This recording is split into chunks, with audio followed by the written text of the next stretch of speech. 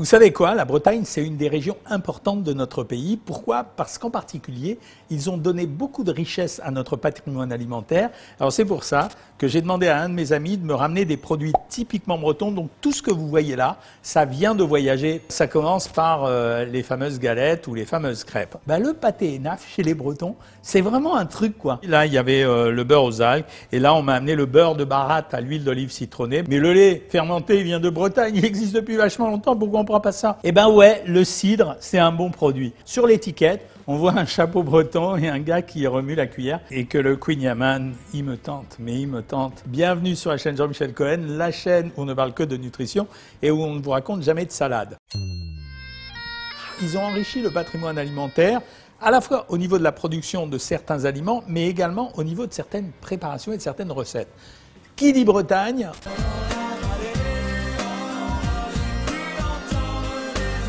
A priori, au démarrage, ça commence par les fameuses galettes ou les fameuses crêpes.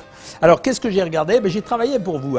J'ai donc commencé par regarder la composition des galettes de sarrasin. Alors, vous ne laissez pas impressionner par le sachet en plastique, parce qu'en fait, quand vous achetez ça en Bretagne, notamment dans les supermarchés bretons, les préparations sont réellement de très très bonne qualité. La maison qui les fabrique, ça s'appelle la maison Bertel, elle est connue depuis très longtemps, donc excellente maison. Alors, composition du produit, de l'eau en premier, wow, de la farine de blé noir. Alors, il précise 47% après cuisson, c'est vachement honnête parce que ça veut dire qu'il y a une partie qui a été desséchée. Du sel de Guérande et de l'huile de tournesol. Franchement, les gars, ni additifs, ni conservateurs, ni acidifiants, ni poudre de lait, ni colorant, ni machin. Très très joli produit. C'est fabriqué à Pleudienne, notamment pour ceux qui ont envie d'aller visiter l'usine. Je regarde la composition nutritionnelle. Valeur énergétique, 153 calories pour 100 grammes. Ouais, je sais, ça ne vous parle pas, vous ne savez pas combien ça pèse une crêpe. Deuxièmement, les glucides, 29 grammes. Bon, c'est normal, il y a de la farine. Troisièmement, je regarde pour le principe les protéines, il y a 5,6 grammes. En fait, c'est normal, c'est l'héritage des protéines qui sont contenues en partie dans la farine, parce qu'il n'y a rien d'autre. Il y a de l'eau, de la farine, du sel de Guérande et de l'huile de tournesol. Le paquet faisait 450 grammes. La crêpe, elle est comptabilisée sur une valeur calorique de 75 grammes, c'est-à-dire 110 calories. 110 calories. Vous avez vu ce que ça veut dire? Quand je vous dis que ça fait 110 calories une crêpe de 75 grammes, quand vous comparez par exemple à du pain, 60 grammes de pain, c'est-à-dire un peu moins que le poids de la galette, ça représente 150 calories. Donc le produit est un très beau produit et il n'y a vraiment aucune raison de s'en passer. On regarde le deuxième produit, c'est les crêpes. La crêpe traditionnelle, pas la crêpe de Raymond Oliver avec le rhum, la bière et le sucre et le beurre. La crêpe traditionnelle, qui est une crêpe de froment, celle-là, elle vient de Saint-Malo. Donc vous avez vu, on est vraiment au cœur de la Bretagne ici. Composition, lait entier, précisé fermier, c'est pour ça que je vous dis qu'ils fabriquent des beaux produits. Farine de froment, donc vous voyez, c'est pas simplement de la farine blanche. On avait la farine ici de sarrasin, ici on a de la farine de froment. Bien sûr que c'est une farine blanche, mais c'est pas complètement ces farines ultra blanches qu'on a. C'est pas que ça soit un problème, mais ça veut dire que pour la recette, il faut que ça soit comme ça. Sucre de canne, des œufs entiers, donc c'est bien. Et du sel de Guérande. Donc à chaque fois, ils utilisent quand même le sel de Guérande. Composition pour 100 grammes, alors c'est plus riche que la galette de sarrasin. C'est-à-dire qu'on est à 259 calories pour 100 grammes, mais la crêpe est moins lourde. Elle fait en général 60 grammes, ce qui nous fait 150 calories pour la crêpe. Écoutez, les valeurs caloriques, il y a très peu de matière grasse. Il y a 4,4 grammes de matière grasse. Là, il y en avait un peu moins, mais sur une valeur de crêpe de 60 grammes, c'est pas très très important. Il y a du sucre, c'est normal, 46 grammes.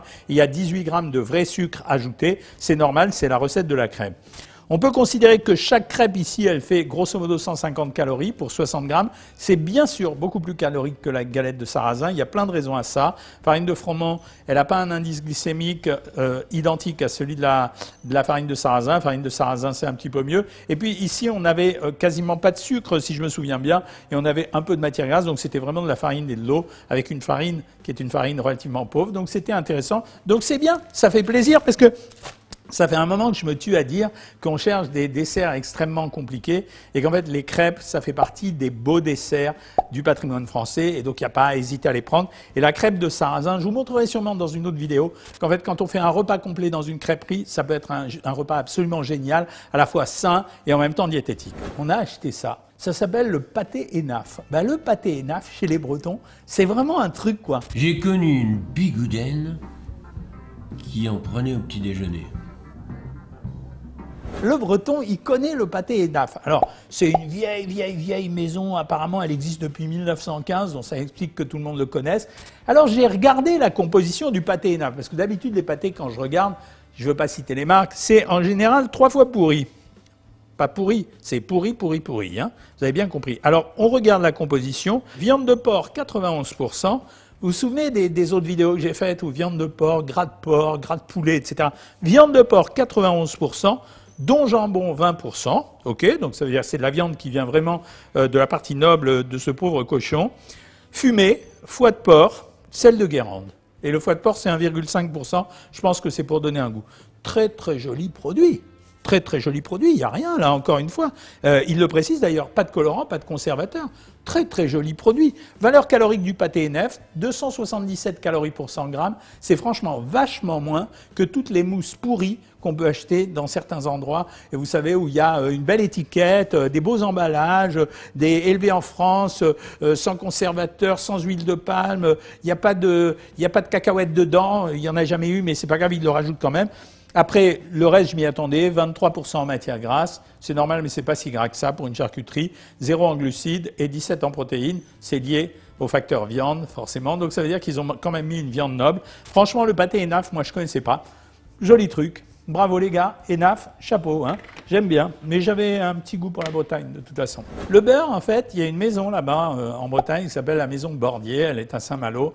En fait, ce que j'aime dans cette maison, on n'a pas beaucoup on n'a pas beaucoup d'informations à donner sur le beurre, en dehors du fait que c'est grosso modo 700 calories pour 100 grammes, c'est quand même un des produits les plus riches de notre alimentation, mais surtout que c'est des acides gras saturés. Ça veut dire que les acides gras saturés, ce sont ceux qui, en général, nous bouchent nos artères. Donc, c'est pas top. Mais ce que j'aime dans ce beurre, le beurre Bordier, c'est qu'il est fait d'abord de façon artisanale, avec une précaution très particulière qui est prise sur la façon de récolter le lait et les animaux dont ils s'occupent. Donc, c'est plutôt quelque chose de bien. Et ils ont trouvé quelque chose d'original. C'est-à-dire qu'au lieu d'acheter du beurre, alors je sais bien qu'on n'en trouve pas partout, mais au lieu d'acheter du beurre traditionnel, vous savez, dans le paquet plastique, qui est bien industriel, sans respect de l'animal, etc., eux, ils ont créé des beurres originaux. Là, je fais quasiment de la promo, mais bon, ils m'en enverront pas. Le beurre Bordier, beurre de baratte aux algues. Alors, c'est moi qui ai demandé celui-là, aux algues. Pourquoi? Parce que je l'adore. Simplement parce que je trouve que les algues, c'est un produit extrêmement intéressant. D'abord, ça contient de l'iode. C'est extrêmement important pour moi parce que la population entière est carencée en iode.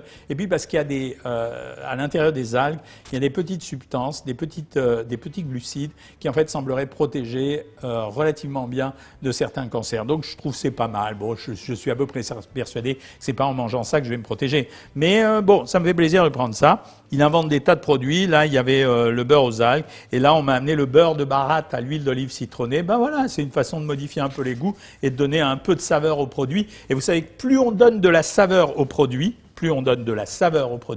et moins on a besoin d'en manger parce qu'on obtient un rassasiement psychologique, c'est-à-dire quelque chose qui nous empêche de manger plus. Celle-là, j'adore en parler. Je pense qu'à moi tout seul, j'ai fait la pub de cette marque depuis 2 ans ou 3 ans pour expliquer que j'aimais beaucoup ce lait fermenté. Il y a des tas de gens qui achètent des produits comme le kombucha, comme le kéfir de fruits, comme le kéfir tout court. Non, le lait Ribot, il existe depuis très très longtemps. C'est un lait fermenté. Quel est l'avantage du lait Ribot? Vous prenez du lait entier, même pas du lait demi-écrémé, vous mettez des ferments à l'heure actuelle, donc vous fermentez le lait, mais au lieu de continuer la préparation pour en faire un yaourt, vous vous en servez pour le boire. Alors en termes de goût, c'est pas mal du tout, c'est vraiment très agréable à goûter, tiens, je vais voir si je peux le goûter.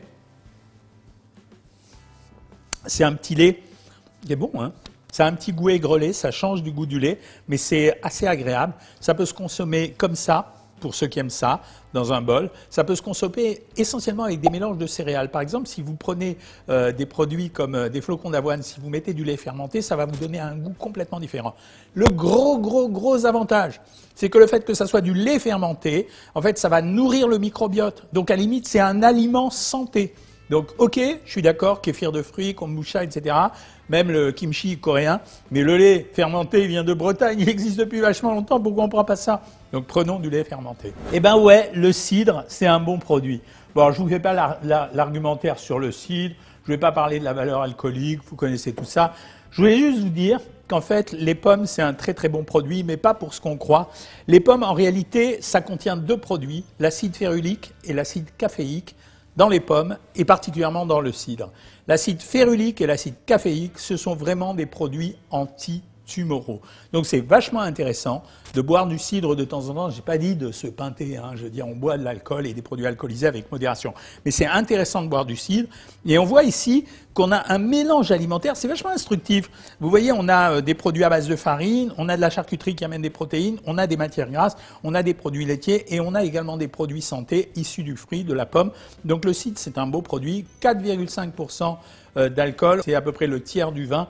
Donc on peut en boire un ou deux bols, on dit des bolets, je crois. C'est pas grave, mais c'est un beau produit en termes de santé. C'est pas seulement un beau produit uniquement pour le goût. La crème de caramel au beurre salé, alors ça je ne savais pas du tout, il paraît que c'est un produit typiquement breton. Quand on a ramené ça à la maison, pour pas vous faire de secret, mon épouse m'a dit que c'était trop bon et que finalement c'était mieux que le beurre. Alors elle a presque raison, je vous explique pourquoi, parce que dans le beurre il n'y a que des matières grasses. Là on est quand même dans un produit qui comprend sucre, crème fraîche, et ensuite sirop de glucose, sel de Guérande, un petit peu de beurre, Donc, en fait, c'est comme une pâte à tartiner de caramel. Le produit est intéressant sur le plan nutritionnel parce qu'on a 488 calories pour 100 grammes, alors que le beurre c'est 700. Et comme il y a un goût sucré, on va en mettre légèrement moins, je pense. Si, on en met légèrement moins. Je sais qu'il y en a qui disent, ouais, le sucre, on va en prendre plus. Non, mais quand vous le mangez sur une tartine, vous en mettez quand même moins, c'est l'usage. Matière grasse, 28%. Sucre, 58 grammes, dont sucre, 41%. Vous voyez, il y a une alliance entre sucre et graisse qui n'est pas si mauvaise que ça. C'est une pâte à tartiner. C'est vachement meilleur que le Nutella et les autres pâtes à tartiner. Donc, c'est marrant. Ça peut faire partie des alternatives. Alors, il paraît que c'est un produit typiquement breton. Moi, je ne le savais pas du tout. En tout cas, sur l'étiquette, on voit un chapeau breton et un gars qui remue la cuillère. Donc, ça doit être vraiment breton. Je vais aller regarder où c'est fabriqué. C'est fabriqué à ZA de Queyran, 56 Saint-Philibert. Voilà, donc vérifiez bien si 56 c'est du côté de la Bretagne, sinon c'est que je me suis fait arnaquer. Pour la patrie de la pomme de terre, 2, 2, 2, 9, 3, 5, 5, 6. Allez, on finit avec le meilleur, ce qui va faire mon petit dessert d'aujourd'hui, le Queen Yaman. La recette. C'est pas n'importe quoi la recette. D'abord, c'est un produit qui a été inventé à Douarnenez. Hein. C'est vraiment typiquement breton. C'est de la pâte à pain. Dessus, vous mettez un mélange de sucre et de beurre. Vous feuilletez, vous pliez en feuilletant, un peu comme sur la pâte feuilletée, et après vous passez au four. En cherchant bien sur les recettes, j'ai découvert que ça, c'est pas le vrai Queen Yaman. Ils ont dit que si c'était un petit Queen Yaman, quand je le passerais à la cuisson, ça marcherait pas aussi bien qu'un gros Queen Yaman, parce que normalement, le gros Queen Yaman, une fois que vous l'avez fait cuire, ça doit suinter le beurre et le sucre. Là, on est dans le produit typique gourmand. J'ai calculé pour vous les valeurs caloriques. Il y avait deux types de valeurs caloriques. On a regardé sur un produit industriel comment c'était. Il donnait 380 calories pour 100 grammes. 100 grammes, c'est ça, hein, les gars. Hein. 380 calories pour 100 grammes, c'est chaud. 21 grammes de graisse, 40 grammes de produits sucrés. Il y a la farine, mais il y a le sucre, 19 grammes. Il y a 5 grammes de protéines. Bon, ça compte pas. Et moi, j'ai refait la recette. Ça veut dire que j'ai regardé la recette traditionnelle du Queen Yaman. Et là, quand on regarde la recette traditionnelle du Queen Yaman, en tout cas sur les produits à valeur nutritionnelle, la farine 250 grammes, le beurre 200 grammes, le sucre 200 grammes, bon après il y a du sel, etc. Mais au total, j'ai fait le calcul, on arrivait à 3000 calories pour un produit de 650 grammes qui me faisait une portion un peu plus riche que, c'est-à-dire à 450 calories. Donc quand vous prenez 100 grammes de Queen Yaman, c'est chaud, hein. Donc, vous avez le droit de le faire. Bon, celui-là, je crois que je vais le goûter parce que je ne peux pas faire autre chose que de le goûter. Mais je pense que quand même, ce qui est raisonnable, c'est d'en prendre la moitié. Alors, si je suis au régime, c'est de ne pas le prendre du tout. Mais si je ne suis pas au régime, c'est d'en prendre la moitié. Et si vous avez la chance d'être mince et de jamais grossir, ben, allez-y, mangez-le entier. La bonne surprise, ça a été le pâté Hénaf que je ne connaissais pas. N'oubliez pas que le cidre, c'est devenu un produit santé. Ça veut dire acide férulique, acide caféique. Que le lait fermenté, c'est un produit santé. Que les crêpes, c'est top, je viens de vous le dire, et que le Queen Yaman, il me tente. Bon allez, je vous laisse, je vais aller le manger. Salut les amis. Kenavo les bouseux.